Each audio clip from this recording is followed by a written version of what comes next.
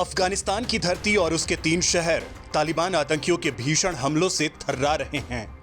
अफगानियों के साथ भारत के बेहतरीन संबंध रहे हैं, लेकिन तालिबान हमेशा से ही बड़ा विलेन रहा है। उसने भारतीय पत्रकार दानिश सिद्दीकी को जिस दरिंदगी से मारा है, वो बताता है कि उसके दिल में भारत के खिलाफ कितनी नफरत भरी है।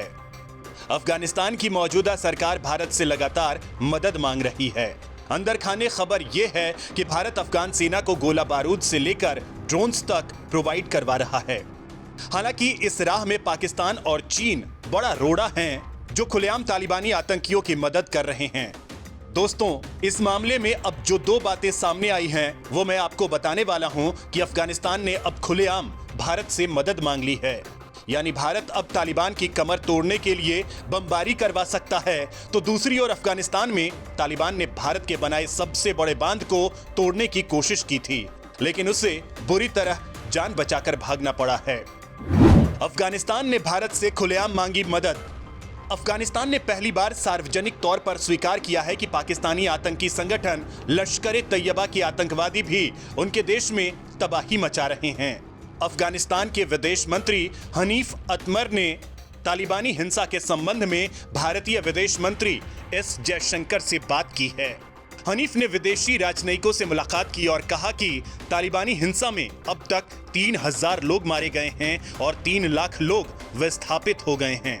अफगानिस्तान के विदेश मंत्रालय की ओर से जारी बयान में कहा गया है कि विदेश मंत्री ने बताया कि तालिबान के आतंकी पाकिस्तानी आतंकी संगठन Lashkar-e-Taiba, Tehrik-e-Taliban Pakistan, Al-Qaeda, East Turkistan Islamic Movement, Ansarullah आदि के 10,000 आतंकियों के साथ तबाही मचा रहे हैं।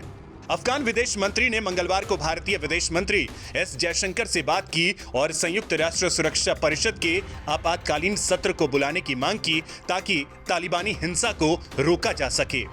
हनीफ ने ऐसे समय पर भारतीय विदेश मंत्री को फोन किया जब काबुल में अफगानिस्तान के रक्षा मंत्री के आवास पर आत्मघाती हमला हुआ है। इस हमले में 10 से ज्यादा लोग मारे गए हैं। हनीफ ने भारतीय राजदूत को भी अफगानिस्तान में सुरक्षा हालात और लश्कर-ए-तैयबा और तालिबान के बीच गठजोड़ के बारे में बताया है।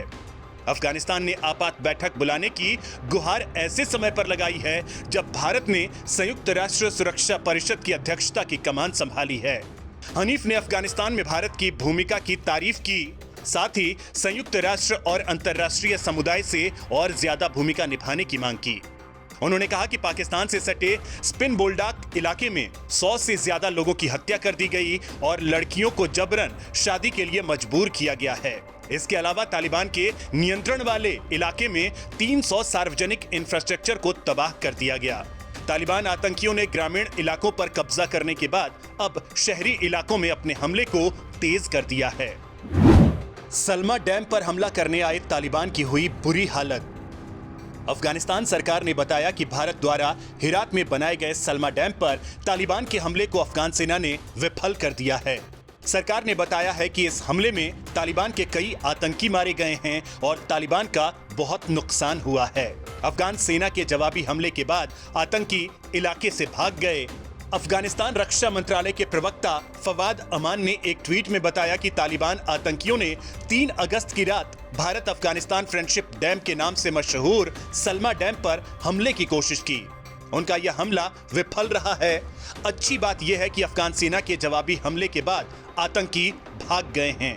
इस हमले में तालिबान का खासा नुकसान हुआ है। जुलाई महीने में भी तालिबानियों ने सलमा डैम को उड़ाने की कोशिश की थी।